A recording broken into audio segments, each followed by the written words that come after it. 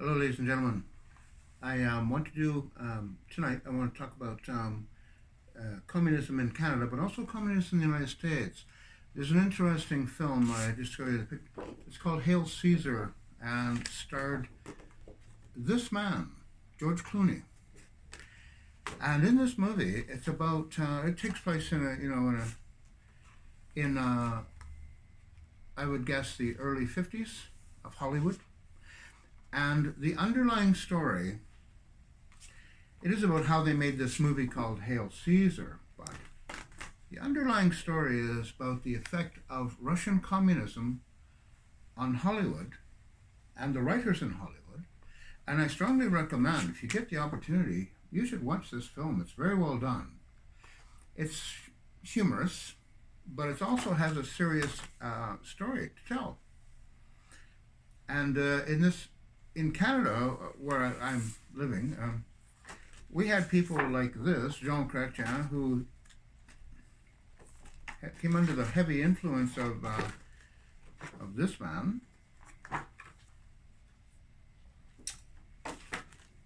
And this man used to teach communism in the University of Montreal. He traveled worldwide. His name was Joseph Philippe Pierre Yves Elliott Trudeau. He has 6 names. As a young man, he went to school in a Rolls Royce. His father was a very wealthy man. This man also inherited the family fortune, became a billionaire, I believe. He was a billionaire playboy. He really loved communism. And whenever there was a communist overthrow of a country in Central or South America, somehow this man, Pierre Trudeau, he goes by the name of Pierre, but his name is Joseph, would go to those countries and celebrate the death of democracy. And the Royal Canadian Mounted Police in Canada, they had a huge file on him, all his activities, everything that he ever did. So when he before he was infatuated with people like Fidel Castro, a close family friend of the Trudeau family. This is the current Prime Minister of Canada. His name is Justin Trudeau. He's the son of Joseph Trudeau, and considers Raul Castro and Fidel Castro to be close family friends, and they are. To this day, they are. This man loves communist China. His father did too. Joseph Pierre also loved communist China. Went to meet Mao Zedong when he overthrew Chiang Kai-shek.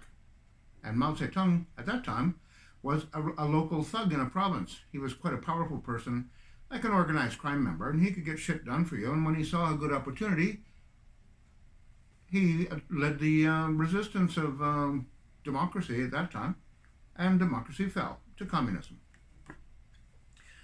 So this is a remarkable thing that we live under. But this man brought great attention to communist thinking in Hollywood, and even to this day, we have in the United States we have a man named Bernie Sanders, who is a Democrat, and he loves Russian communism. When he got married, he and his wife went to Moscow for their honeymoon, and there are lots of pictures of him canoodling. I have to say canoodling because, you see, Joseph Trudeau, Jesus, what have I done with Joseph? Where'd he go? Joseph Trudeau was famous for trying to canoe to Cuba to visit Fidel Castro when there was no way to travel from Canada to Cuba after the Cuban Missile Crisis, of course, or the United States. So he went to Key West, Florida, and started paddling to Cuba to see his great communist friends. And he got picked up by the American Coast Guard. Canoe and all, dumped it right onto the deck of a huge Coast Guard vessel. This man was furious. He kept saying, Maudit American, and he gave them the finger to go, Maudit American. So he got ejected out of the United States and was barred for entry to the United States. He would never again in his life until he became Prime Minister of Canada. Then he was allowed back in the United States. But he was a great proponent of communism. He really loved it. And he's unfortunately tainted our politics in Canada. not many people know this, but he is from the province of Quebec, which currently is not a part of Canada. Not a part of Canada because of this man. His name is René Lévesque. And what happened was when Joseph Trudeau wrote the Constitution of Canada,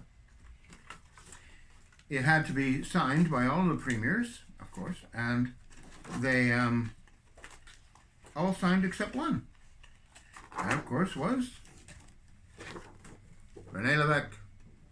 So this man signed it in right of this man, who was the sitting premier of the province. And so we have a new constitution written by this man. And in fact, right now, our constitution is suspended. Suspended by his son, Justin Trudeau. There is a court case going on as we speak. Viva Fry and Mr. Barnes, United States, are talking about this. In Canada, our constitution says we do not have to be injected by anybody or anything. We have freedom of, what did he call it? We have security of person. We have all these super rights that this man, he wrote them down, but this man gave them to the judges of Canada. He didn't give them to the people. He used to say that the people of Canada had nothing in their heads and we're a bunch of nobodies. But he liked to hang around with the Hollywood women. I'm going to do that in a follow-up. I have to be careful of the time because YouTube's got me to 10 minutes. This man does not like this man. And Barack Obama, when he was anointed in his second office, this happened on the night of the inauguration. That's the Washington Monument, and beside it is a human skull, but it used to be a UFO. And it mocked this sighting. And then it turned into, as you can see, that is a human skull. This is a demon called Nergal. Nergal very famously sat at the front gates of Jerusalem when the Babylonians sacked it and took these Jews away as slaves into Babylon. This was a momentous event. President Obama also hates this person. So does Hillary Clinton. All of these communists, I'll call them what they are. They are communists. This man we don't hear from too much anymore.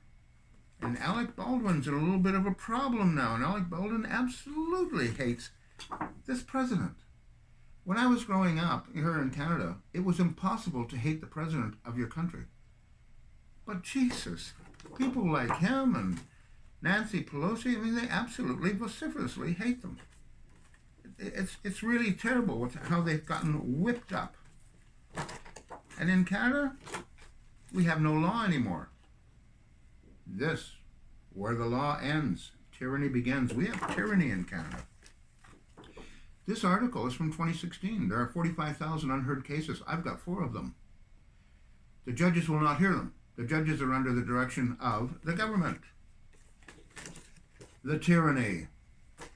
And so they're refused. They can't hear them. The judges always, and I've been there myself, many occasions in fact, and the judges just look at you. They rub their nose, they rub their eyes, they look at the clock, they look back down at you, and then the judge says, Mr. Wheaton, I'm giving the Crown an extra 30 days to respond to your claim. Basically, get out or fuck off, whatever. And you got to go to the door. He goes to the door and you got to go home.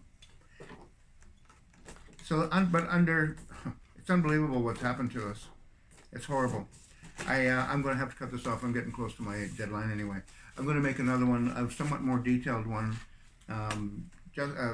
Justin Trudeau's father had, as much as he liked communism and was of the French fact, you know, he never vacationed in Paris. And he didn't vacation in Paris for one interesting reason.